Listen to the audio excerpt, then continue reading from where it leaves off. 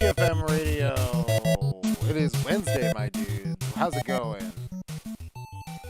Greetings and welcome to your weekly Wednesday dose of video game, music, and news. I am your DJ, Drix, aka Venom. And with us, as always, is Vector. Yes, I am your host, Vector. And Drix, you know, it has been quite the strange week because CFM has been so quiet. I mean, if you've been following us over on our socials, we've been posting. But, you know, it's strange without all the noise over on Twitch to complement the noise over here on YouTube. But fear not, dear viewer. For next week, we are coming back in style. Mother Monday. Coming at you. Monday, September 16th, around 8 o'clock, I will be continuing my playthrough of Earthbound for the Super Nintendo, but on the Switch. Day 11 of Earthbound. Oh my god, Drix, are you, like, hyped? Like, how many more? Here's the real question. This is what I wanted to ask you. Yeah. How many more days do you think are you until you beat this game, dude? Like, I want a concrete number, man. How many more days do you think you're gonna beat until you beat this game, man? You know, I can't be super concrete, having never beaten it before, but like my guess would be like 4-ish tops. I don't know. There's still sanctuary locations that I need to unlock with the Sound Stone. There's at least one that I just walked past, you know. So before I take on Gygus, there's still a couple more exploration locations for me to get to as far as the Sound Stone and the teleporting and the what have you. But it's been a wacky good time, and I'm loving the battles. And yeah, we'll be diving into the pyramid on Monday. Yeah, and you know what, Drix? I remember the pyramid as like, because I think you're closer on the money than you think. Like, I think 3 or 4 days is probably where you might end up. Because I gotta be honest with you, the pacing that you're playing the game, it's pretty good.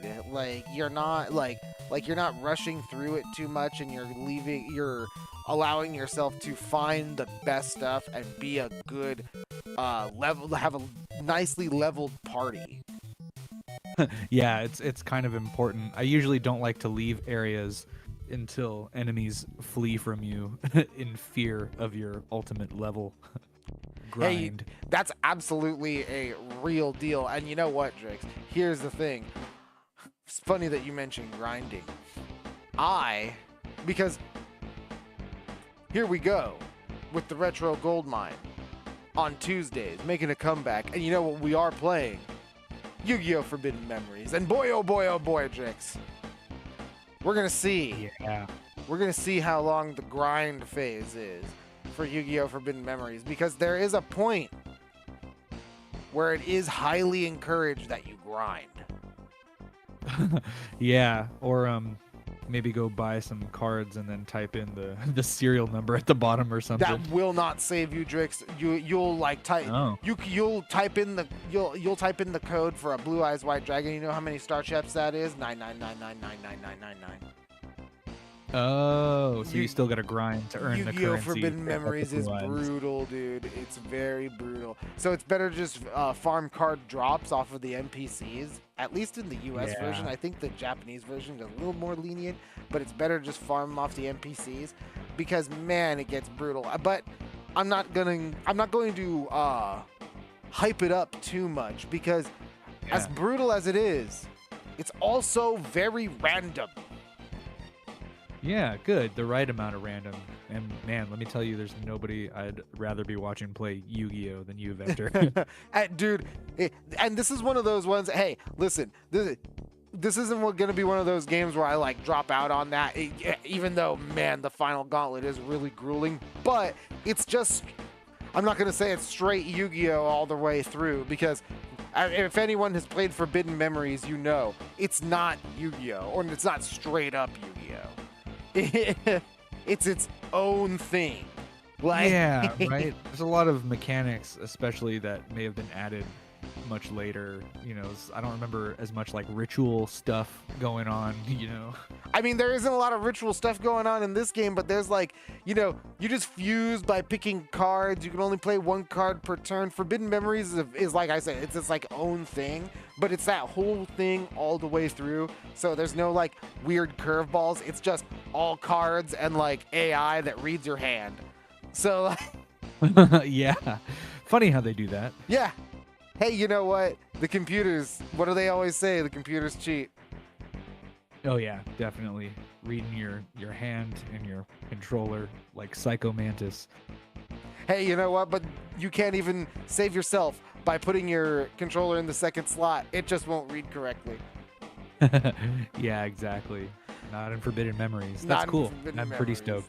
Hey, you know what? That's going to be it's going to be a very interesting playthrough. I can't say whether or not I'm just defaulting in my head to like absolutely rage fueled because my God, Forbidden Memories can just be brutal to you sometimes. You can be like, all right, I'm just going to fuck this dude up. And like you put like a big monster on the field and then all of a sudden, and like you hit him twice with it and then all of a sudden he like Regekis you.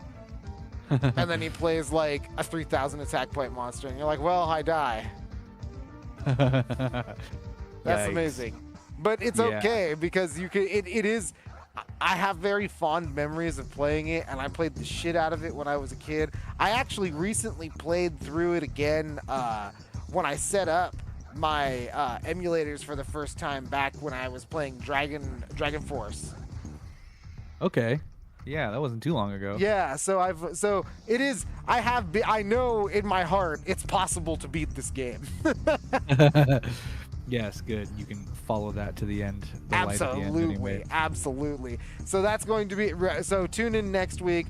New Retro Gold Mine, Yu-Gi-Oh! Forbidden Memories, and then you've got day 11 of Mother Monday. Man, oh man, oh man. It's going to be a very stacked week next week.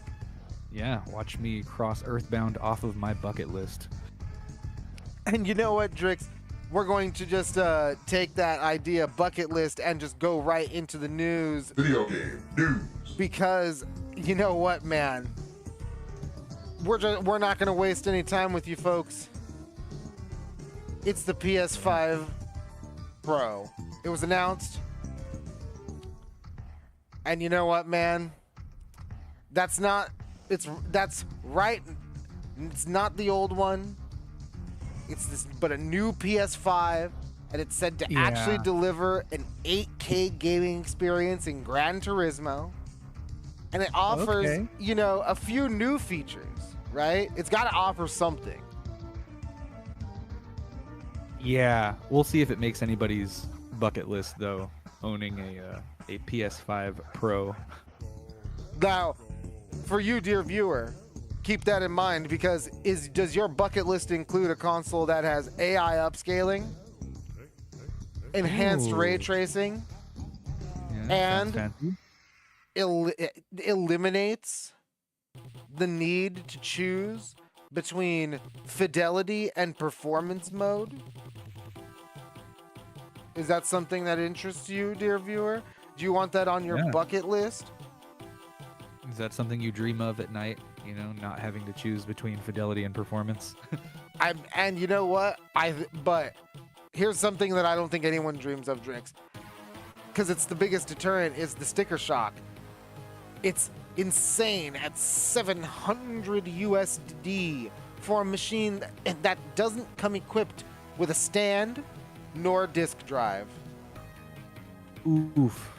Yeah, as a guy who just started collecting physical PS5 games, I don't know if that's going to be on my Christmas list this year. No. Not unless you are willing to spend. I forgot how much. It was like 60, another $70, 60, $70 for the disk drive add-on. Remember that? Yeah. No, I saw an article, a headline today too, that was like, oh, get your disk drive in advance for your PS5 Pro and Wow. save some money. It's like, Hey, ugh. get ready. Okay, all right. You know, you're seeing it on the B-roll here. Your pal Mark Cerny, like he's taking you through this machine, showing you exactly the differences in fidelity mode and performance mode. And Trix, listen, he says much more people play in performance mode than fidelity mode. I usually try to play a little bit of the game in both. I don't know about you, like just to see if there's a visible difference, right? Like, yeah. I'll leave it in fidelity until something breaks. You right. know? Say actually 100% the same. Like I'll either leave it in fidelity until, like you said, something breaks or something looks weird, or if I'm like just moving and grooving in fidelity, I would. What was the game I did? Man, let me look at my games really quick. Guardians of the Galaxy. I looked and I tried to switch it to fidelity or to performance mode to see if it would like run quicker or like look smoother, something, right? A difference, I guess. Mm-hmm. Yeah. Not For really. Science. Sonic Frontiers was the same way. I tried both, and it wasn't really a huge difference. I didn't really see like a big jump in graphics in fidelity mode, and I didn't really feel any sort of sluggishness when I set it into that mode either.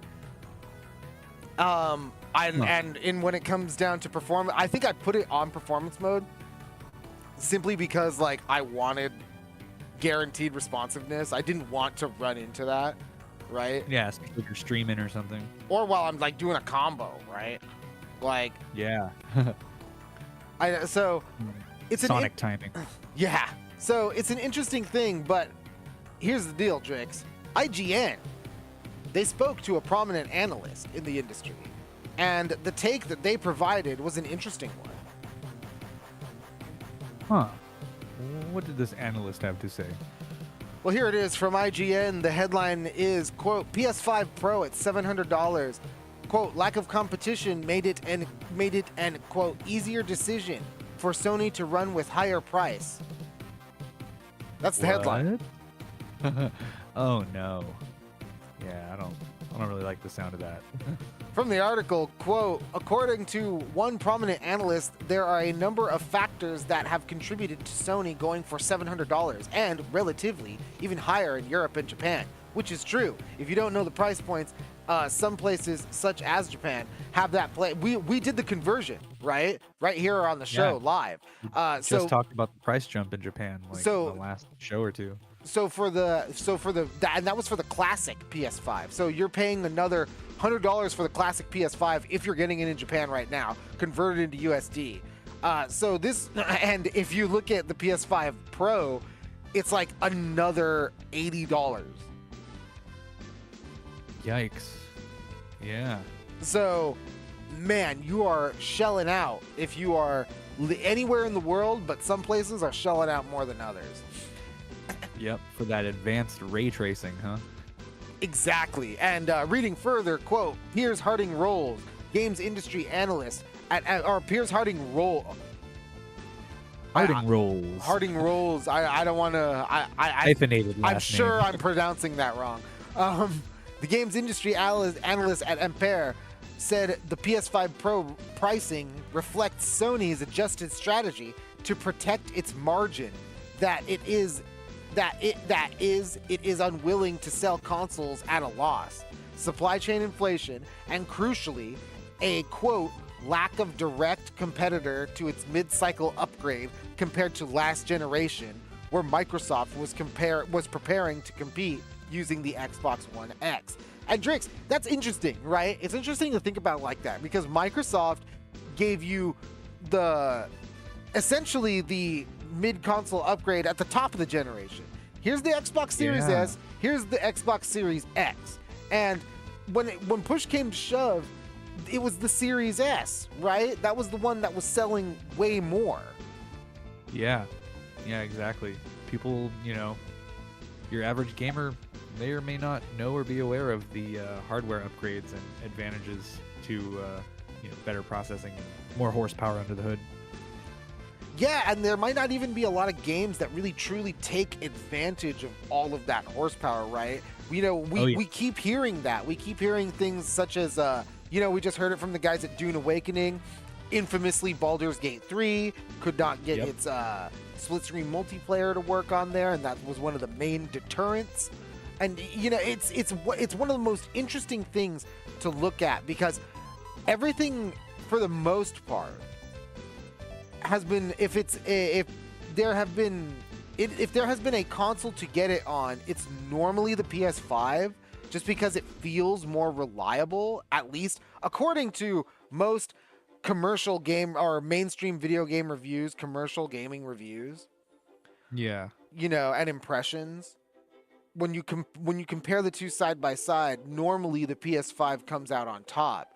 And then you put that, I guess, hardware dissonance of the Series S and Series X, and you layer that on top of just a solid PS5. What does a PS5 Pro really have to offer other than the person who has a top-of-the-line visual setup themselves, like a home theater setup themselves, to complement like an 8K resolution, right? Yeah, you got to have the 8K TV first.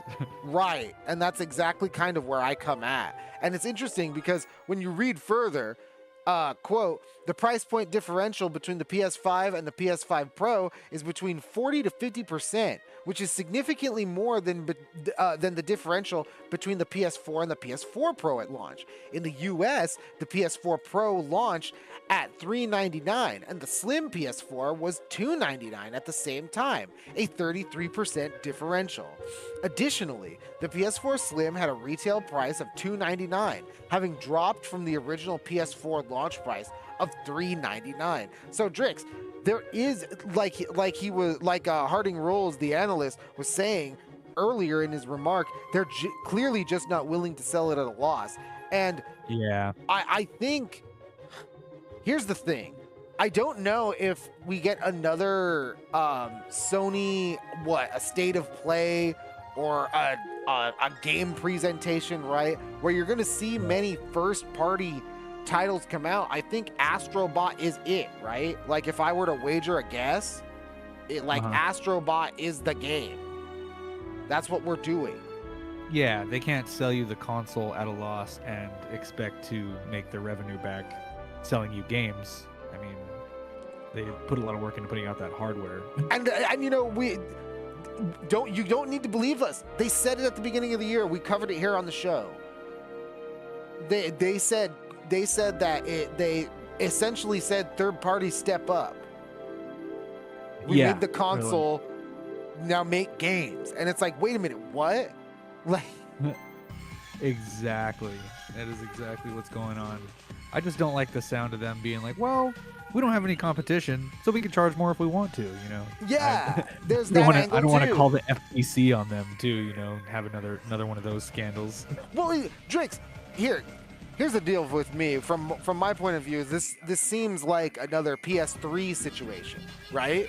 Like a PS3 at launch situation.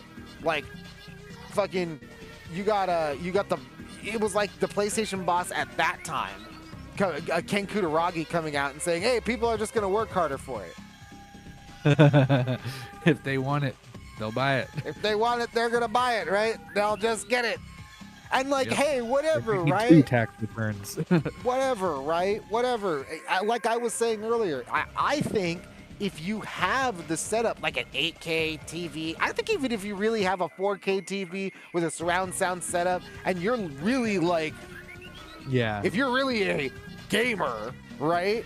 And yeah, like, if you're the audiophile gamer. yeah, and Visual file in this case. well, the audio visual thing, you know, I would think that this thing, again, you're seeing it on the screen, things like such as 3D audio, bigger GPU, all that. So the entire experience seems to have been enhanced. And like, you know, you could be, if you are the guy with that setup and you have like either the surround sound setup or even those headphones, right? Those PlayStation Yeah, even just headphones. a nice studio quality headphones. You know, that could do the trick too. Yeah, like seriously, 8K law, and it's one of those things like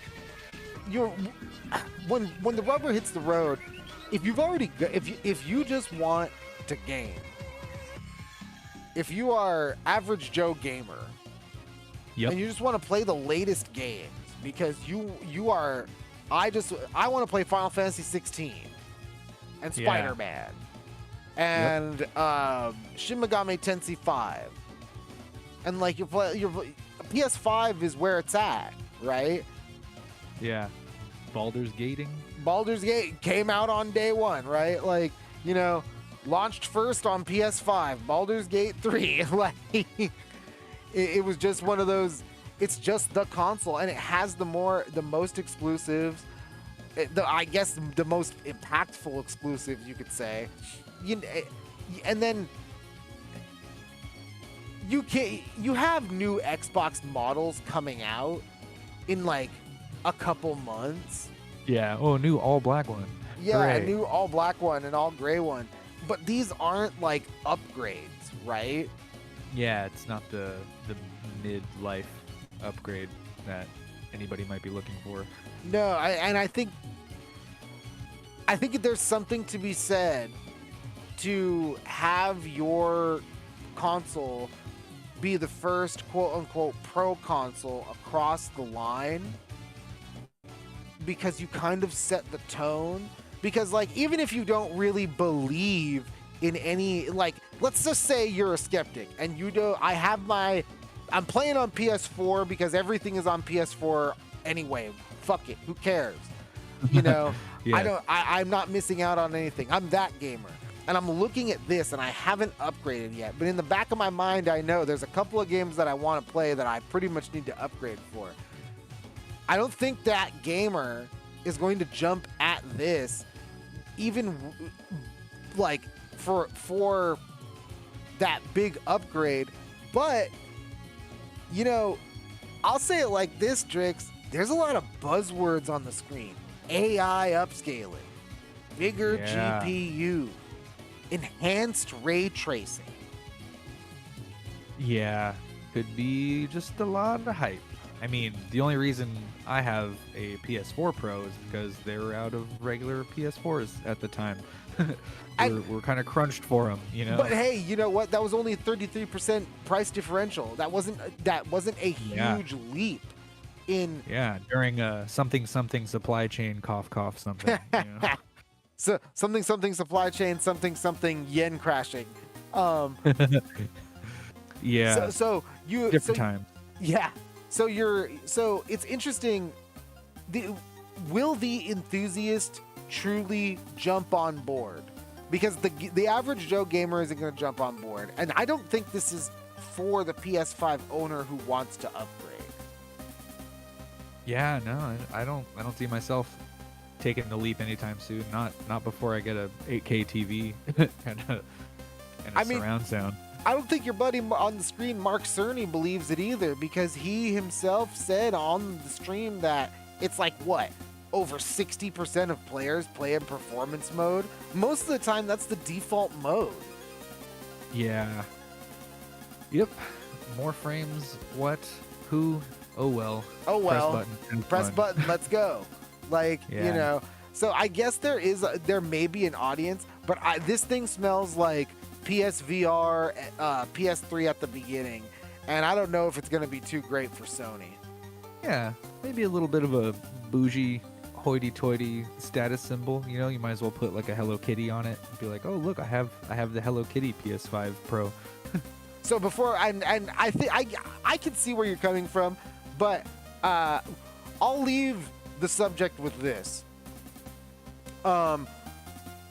When you're at the game store or Target or Walmart and you see these things and you think to yourself, you know, I could spend $700 on a PS5 Pro with one controller, no stand and no disc, or I can go get a PS5 with a disc drive. Yes. For $399 refurbished from Sony, because that's one of the things that has quietly happened. Refurbished PS5s are going onto Sony's main site that are approved by Sony and being resold. So you could get, and they're selling the discless one, I believe, at $299, and the one with the disc at $399. Huh. So if you want a budget PS5, you can get one. It is possible. Yeah, you've got options, even Sony approved ones. So it's interesting to think that there is the ecosystem of video games and console gaming is expanding into realms of luxury and realms of affordability, even if you may not get, it may not be super publicized. It's a decent balance, but you know what, man? At the same time, this luxury I think might be too bougie for even the people who might really be enthusiastic about it, because we only have confirmed one game 8K. Wow, yeah, you're going to want to see that number go up before dropping the dime on this, you know? It may not have been the Sony trailer you wanted, but it's the Sony trailer we got. And you know what?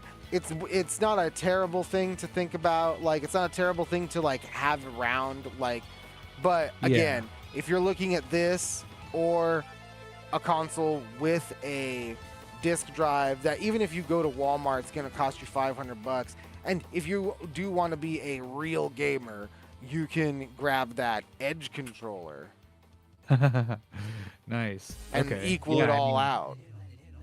I mean, it'd be nice to have like a Virtual Boy too, but that doesn't mean you're gonna get the red eye from it, you know.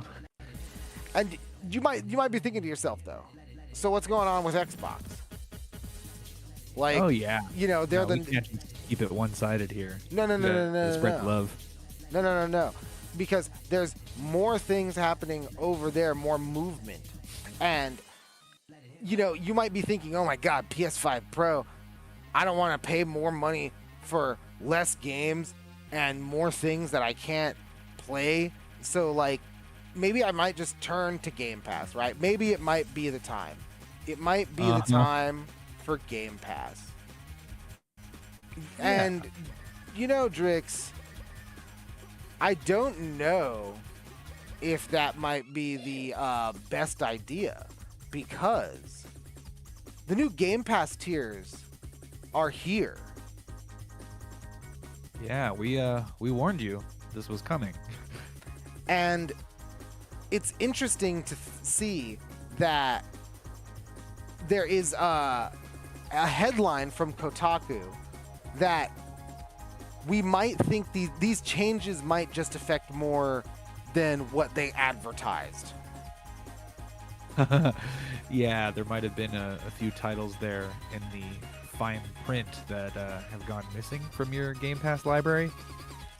From Kotaku, the headline is, quote, Call of Duty Modern Warfare 3, Diablo 4, Starfield, and more missing from Game Pass's newest tier.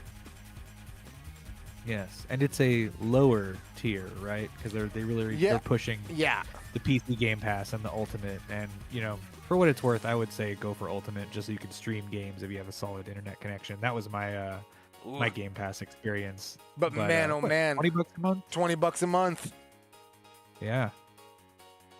And, after reminding us of all the changes to Game Pass, including the elimination of day one releases from the platform on all the tiers except for Ultimate and PC, the article goes on to note, quote, but a list of the existing libraries for each tier also reveals other discrepancies for games that have already came to the service. Modern Warfare 3, added last month, is notably absent, as is Diablo 4.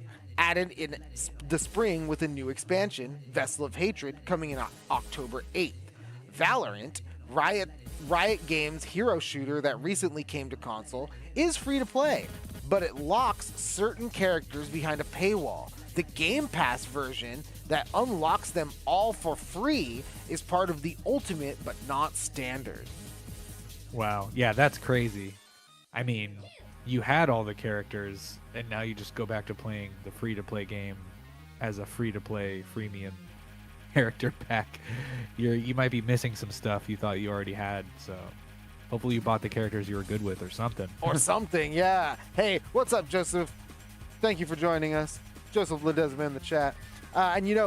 Also, the article notes other games, such as Another Crab's Treasure and Age of Mythology Retold, as also being eliminated from the tier. Yeah, those are some new titles. So if you're on the lower tier of that Game Pass, that's some fun you're missing out on, and you might not be playing the latest games as they say, or even the most recent games, as it seems, because reading even further, quote, when asked when some of these missing games would become a part of the standard library and how to know if and when future games will join it, a spokesperson for Microsoft shared the following non-committal statement. From the Microsoft spokesperson, I guess that's what they said. Quote, a new day one games available with Game Pass Ultimate or PC Game Pass will not be immediately available with Game Pass Standard and may be added to the library at a future date. This could be up to 12 months or more and will vary by title. And you know what, Drix? We've heard that before. Yeah. No, that is something we have read on the show pretty recently, that your day one titles might become year one titles. Or year and a half titles? Yeah. No, we don't need to tell you. You don't need to know, but they might come. They might not. And man, that's so it's not really, there's turbulence everywhere in the games industry. Even though PC may seem a little bit of an oasis, if you're in the market for a PC, hey, good luck finding one on anything close to a budget. Yeah, no, that's at least PS5 Pro prices, even for like a gaming laptop. Absolutely. And you know what, Drix? We got new releases coming up next, but this tune you got going on is triumphant. What do we got playing? We are listening to some Super Nintendo, a game called Darius Twin. The song is called A Flashing Dual Hawk. Classic shmup music. Shoot 'em up on CFM Radio. Shoot 'em all down. CFM Radio. We'll be back.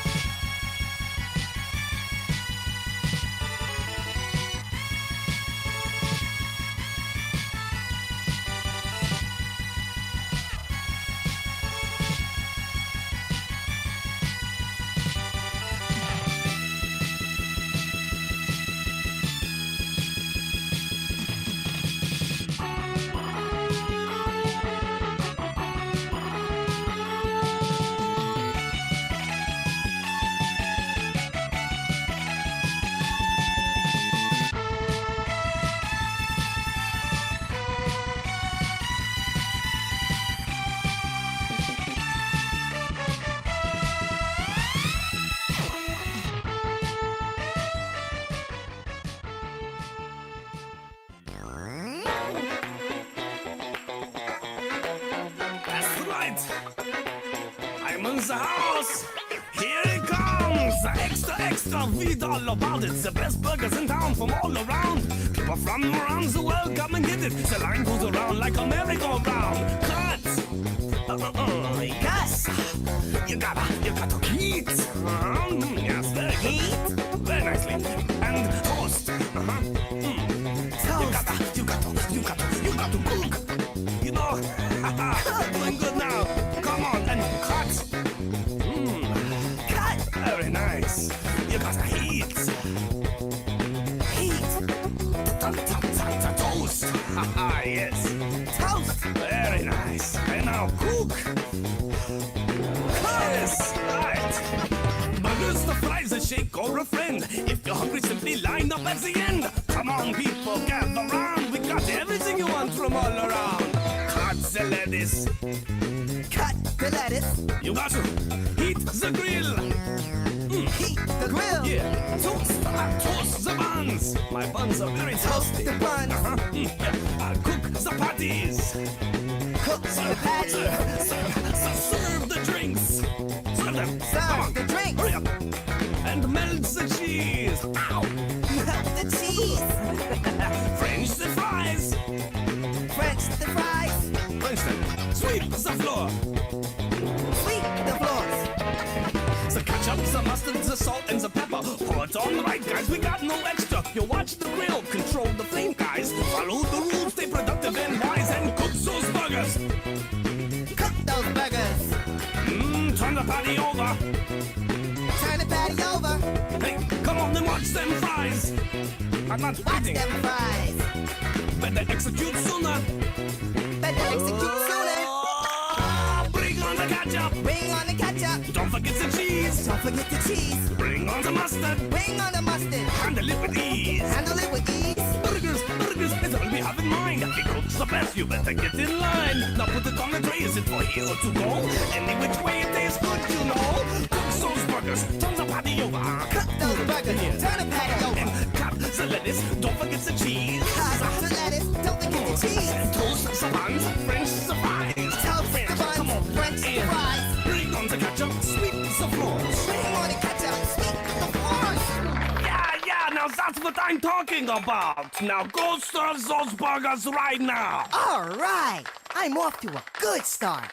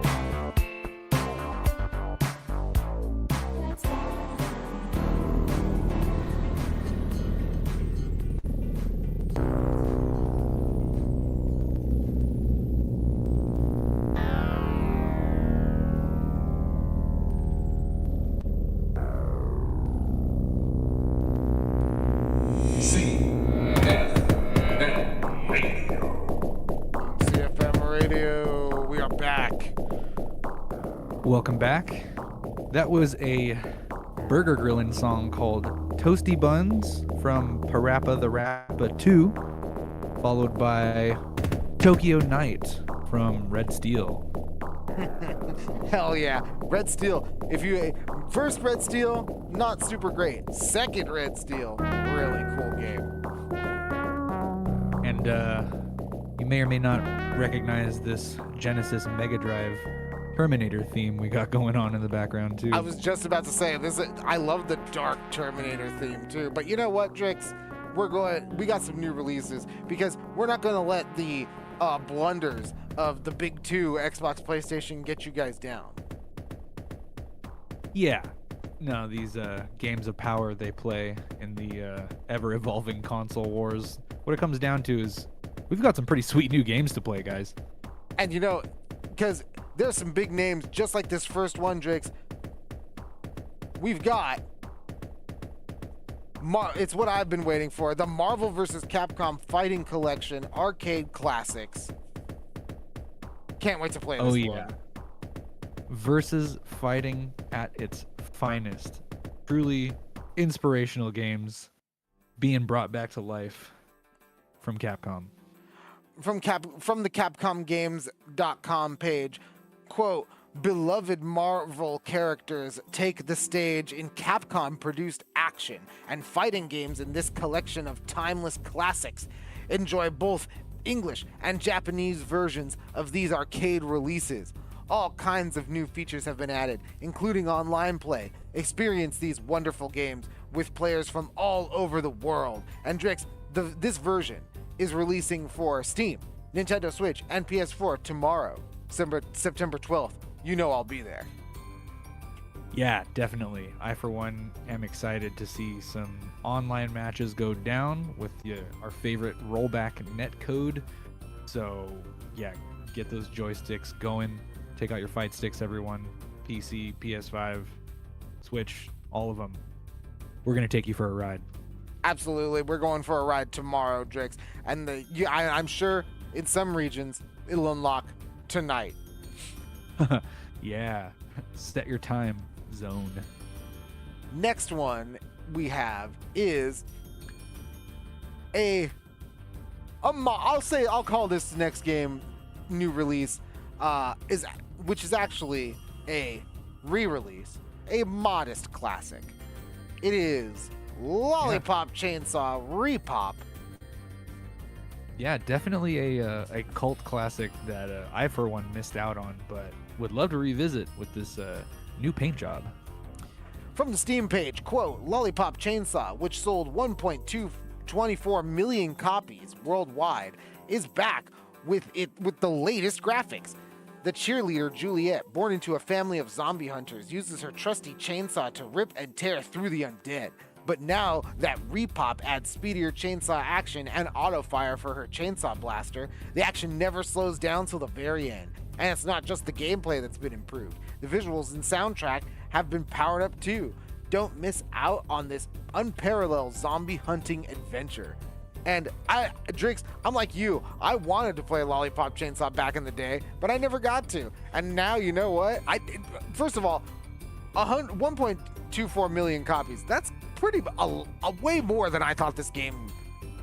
Like, I initially thought this game was didn't break the 1 million mark. Like, yeah, it's got kind of bargain bin vibes. Like, I do remember walking past it like at GameStop, but just being totally interested in other things. But this is definitely, if you're a fan of campy horror, like Bruce Campbell, Evil Dead, Army of Darkness type stuff, you're gonna laugh, but there's gonna be a lot of blood. Oh man, there's gonna be a ton of blood. And this one is releasing for Steam, PS5, Xbox One, and Nintendo Switch tomorrow, September 12th. You know what? Two cult classics, if I were to say. Marvel vs. Capcom 2, cult classic when it first came out, right? If you weren't in the arcades and you weren't really into fighting games, you kind of didn't know about it. But that is, now everyone knows it because of all the famous moments and all of the famous gameplay that is associated with it. Yeah, a lot of good Evo moments, a lot of good Justin Wong action and the like. And you know what? Here's some of the OST from Marvel vs. Capcom 2. Oh, perfect. Because you know what? We're going to hit even more nostalgia bones with this next game because it is Funko Fusion. Yeah, this is actually pretty exciting. I don't own any Funko Pops that weren't a Christmas gift, but this game is looking pretty wacky, looking like a good time. Yeah, definitely. It looks pretty, it looks definitely more than just a throwaway kind of, like, licensed game, right? Yeah, no, it doesn't seem like a cash grab or, shouldn't be cheapened in any way. It looks like there's a lot to do, a lot of things to try and experience, and almost like a Lego game, where you're building some stuff and creating things. From the official and website. Enjoying your favorite franchises as well. Oh, definitely, because from the official website, quote, express your fandom with 60 plus unique playable characters from more than 20 fan favorite franchises, all lovingly recreated in Funko Pop form. Explore incredible worlds inspired by Jurassic World, Back to the Future, Jaws, The Thing, Chucky, Battlestar Galactica, Hot Fuzz, The Umbrella Academy, Masters of the Universe, Invincible, and many more. And Drix, I don't know about you, but there's a lot of, that sounds like it covers a lot of bases, a lot of fan favorite franchises from across time are represented in these little Funko Pop things. So, I don't know, and man, if you like these little thingies, I'm sure there's 60 plus playable characters. That's like a Lego game. That's a lot. Yeah, it's essentially a pretty sweet Lego game you got going on there. Funko Fusion releases Friday, September 13th for PC, PS5, and 4, Xbox Series X, and Nintendo Switch. Yes, let's go. Let's go Funko. Let's get vinyl and see what they have to offer. Let's get vinyl.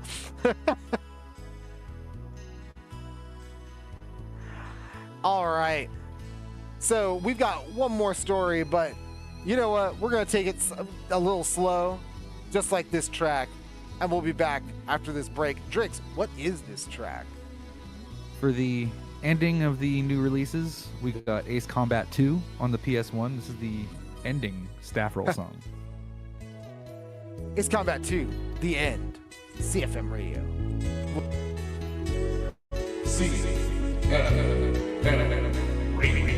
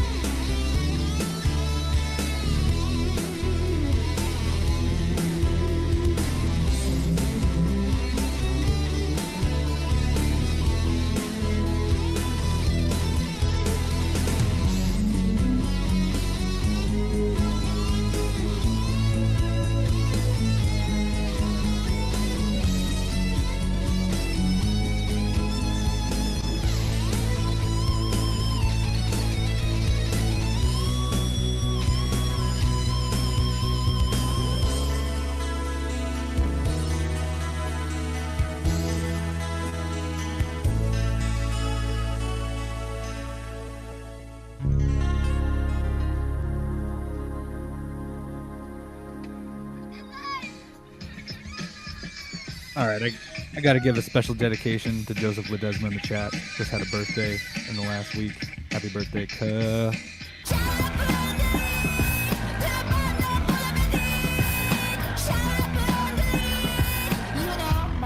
Sweet. Birthday cake. Yes, I'm cooking for my son and his wife. It's his 30th birthday.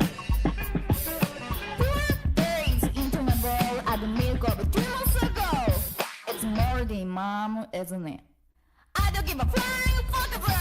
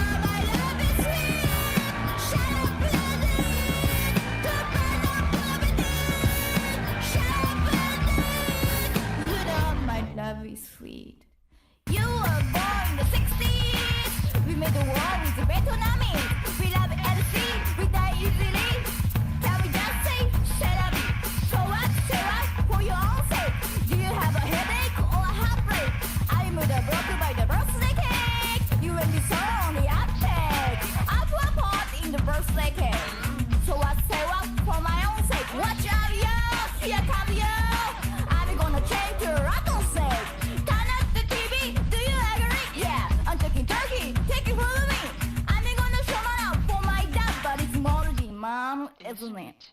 Extra sugar, extra salt, extra oil and energy. Extra sugar, extra salt, extra oil and energy.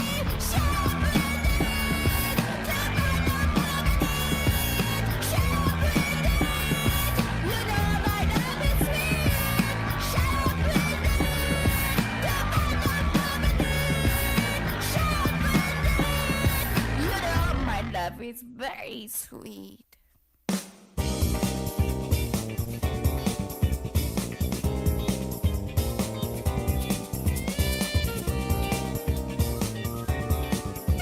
Gaming News. CFM Radio. CFM Radio, we are back. We are back. That was Birthday Cake for the birthday boy from Jet Set Radio Future.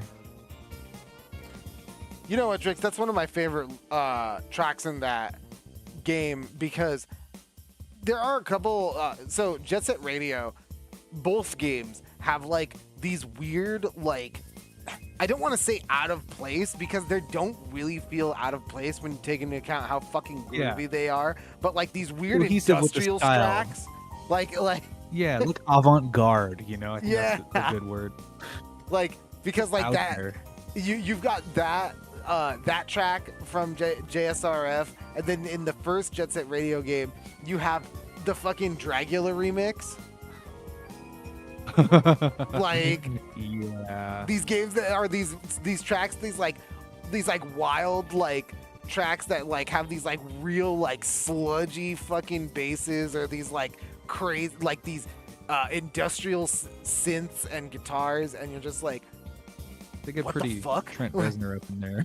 you're like, what the fuck? Like in my like inline graffiti skating game. Like, Yeah. Rocket and magnet skating. Good times. Love that. and you know what, Drake? Speaking of good times, and to close the show out, finally, we have an interesting interview, Drix, with the folks over at the PlayStation blog, because they're talking to the guys at SNK. They got them in the interview chair to talk about their upcoming fighting game, Garou, City of the Wolves. Hey, yeah. I have to pull out some SNK tunes right now, but I'm pretty hype. I didn't get a chance to dive into King of Fighters 15, but I mean, I love the characters, love the artwork, and this is a new entry here coming up that's pretty cool. It's nice to see this one come back after laying dormant for so long. Yeah, definitely. We're going to talk about exactly how long this has been since essentially an installment in the Fatal Fury franchise Yeah. has made an appearance in mainstream gaming.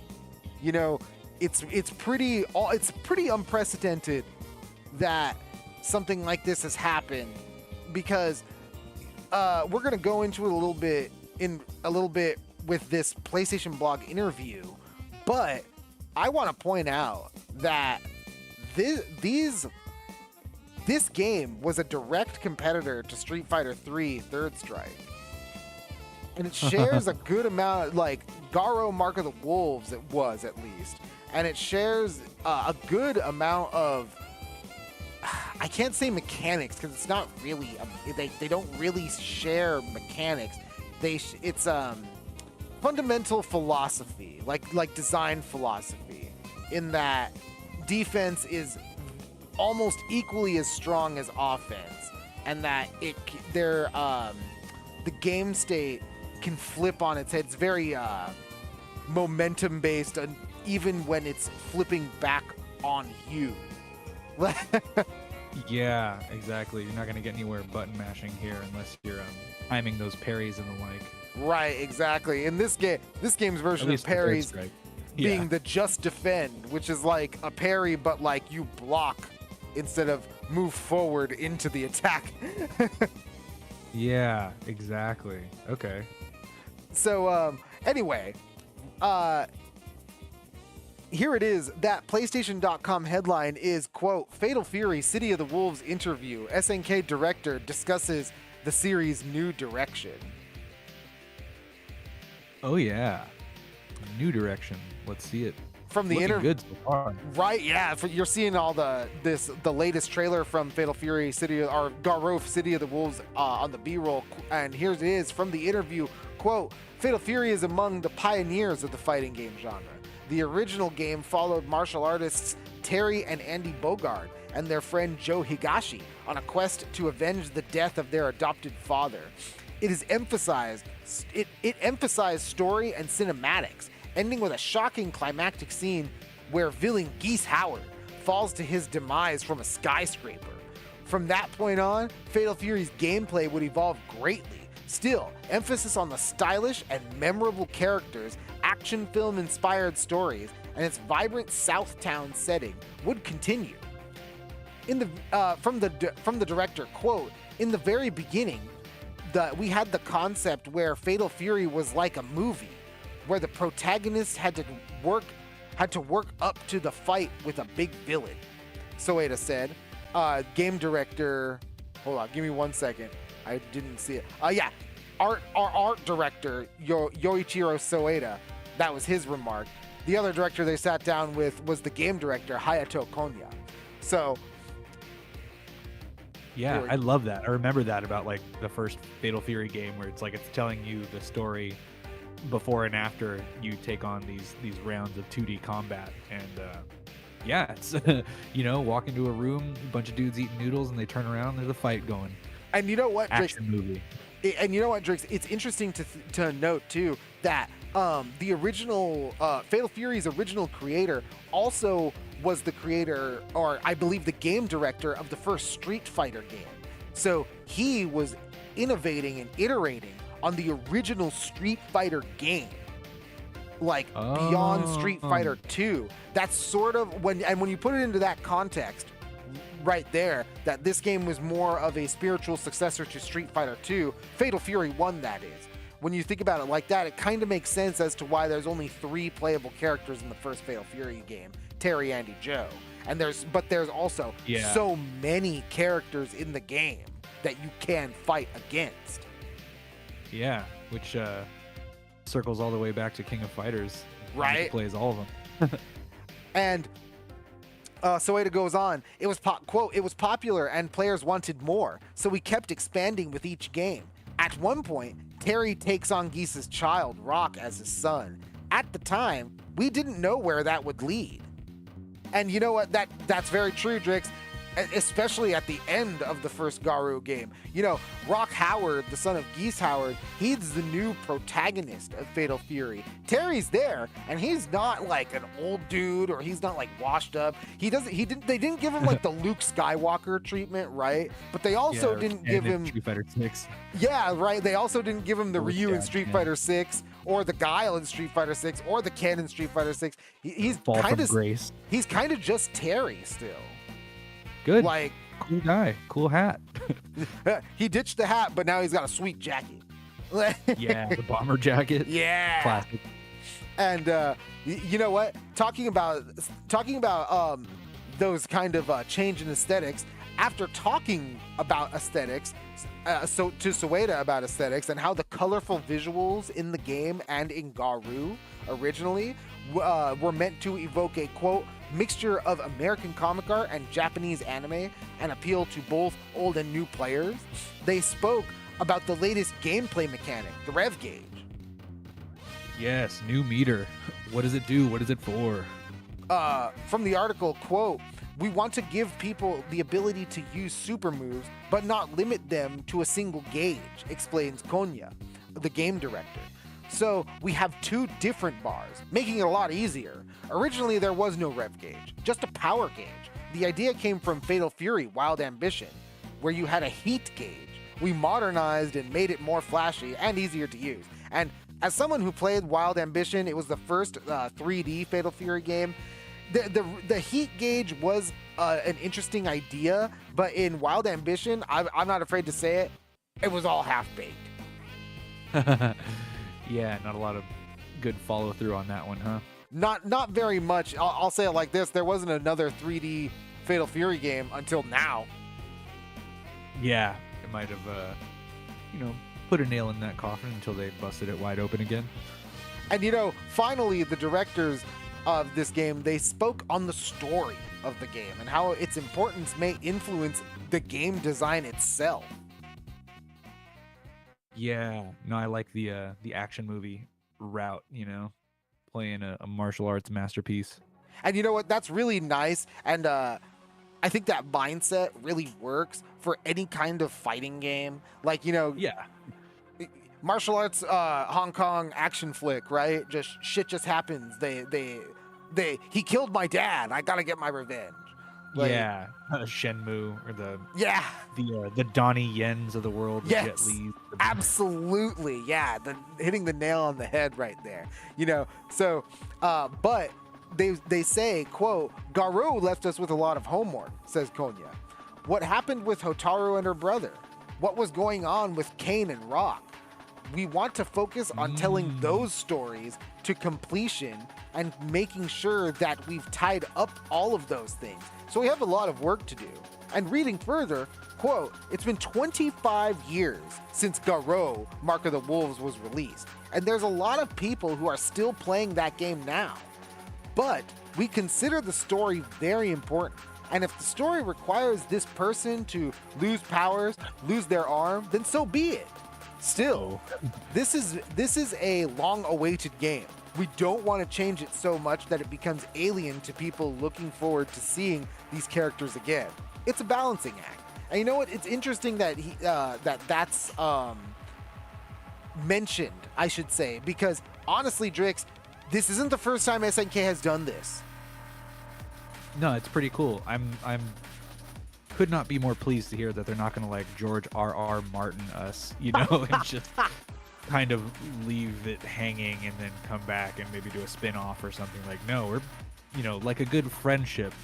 We're just going to come back and we're going to keep the conversation going from where it left off.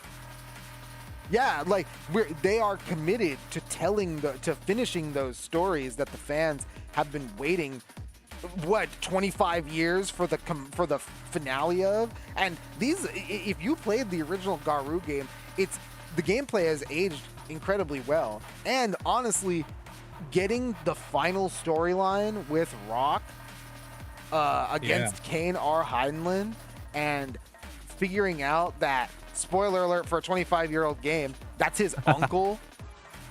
Oh, damn. And at the end of the game, it's Terry and Rock looking like Kane is at like the top of a staircase and Terry is at the bottom and Rock is in the middle. And at the end, in that ending, and this is Rock's ending for the fighting game, Garou Mark of the Wolves, he goes with Kane. Wow. Yeah. It's like if Simba went with Scar in like the Hamlet telling. Wow, that's crazy. So guy offs your dad, becomes your best friend. It's a pretty big. Well, Rock was a kid. Yeah.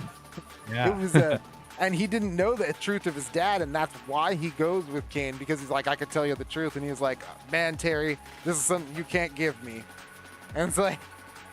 Ooh, that's drama. That's it's drama, baby. Drama right there. It's good SNK drama, baby. So yeah, I've been looking forward to that. It's crazy that they're committed to fulfilling it, and it's crazy that they say that they're like, hey, you know what? People might lose a limb, and it might affect the gameplay. Who knows? You're seeing it on the screen right now. Terry and Rock, same kind of characters, pretty much the same characters from the original game, but the reason why I say this isn't the first time SNK has done this is because there is actually a very good example in a re-release of this classic game, the King of Fighters 13, in the King of Fighters 13 global match. I just downloaded it yesterday. That was one of the first games that actually reflected a big storyline change in the gameplay of a character, because in King of Fighters 11, Iori Yagami lost his firepower at the end of that game, and in King of Fighters 13, he doesn't have it. He uses like weird slashing power. Huh. Wow. Character development across fighting games. Who knew it was even possible? To the point where it changes the character pretty fundamentally. in like the gameplay. moves you learned, like Yeah. you gotta learn something different. You can't just pick the same character and do the same, half circles and stuff. Granted, Iori played very similar, but his flow and his special moves were very different. So the timing and execution and stuff. Exactly. Crazy. Yeah. So SNK not afraid to shake things up when it comes to making their story feel meaningful. And I like that. I'm so down to hear that, like, hey man, guess what? We're doing this. Like, Yeah. No, they're committing. They're going balls to the wall over there at SNK, bringing us some brand new Garou. brand new Garou, 25 years in the making. 25 years and a canceled 2D Neo Geo sequel. Sweet. Yeah. Get on the hype train for this one. Absolutely. Hey, Drix, like I said, I downloaded KOF 13 Global Match last night. I'm definitely on the hype train. Yeah. You're reading up on the prologue and stuff. Hell yeah. And you know what? That's the last bit of business we've had at CFM Radio. We've talked PS4 or PS5 Pro. We've talked the new Game Pass tiers, and we talked Garou City of the Wolves coming out April 12th next year. Yes, some exciting information, some new releases to check out. If you haven't gotten your 2D fighting game fix lately, you can always pick up the Capcom Versus Fighting Collection. Coming out tomorrow, and September 12th, that is. And Drix, so many great games coming out, so many great games already released. We had Warhammer 40k Space Marine 2 at the top of the week. Man, I don't know how you can't just get out there and game. Yeah. In fact, I put up my first 1 billion points on Jaws Pinball earlier today, so congratulations to me. Like I said, folks, you got to get out there and game. How else are you going to be like Drix and get 1 billion points? Yep. So always remember, buy physical copies and go out and participate in your local gaming scenes and events. Buy, sell, and trade retro classics and the like. Even comic books, card games, whatever. Get out there and have some fun. Play something. Have a good Funko time. Pops. Yes. Hope the Funko fans out there enjoyed their new game as well. Right. Thank you, everybody.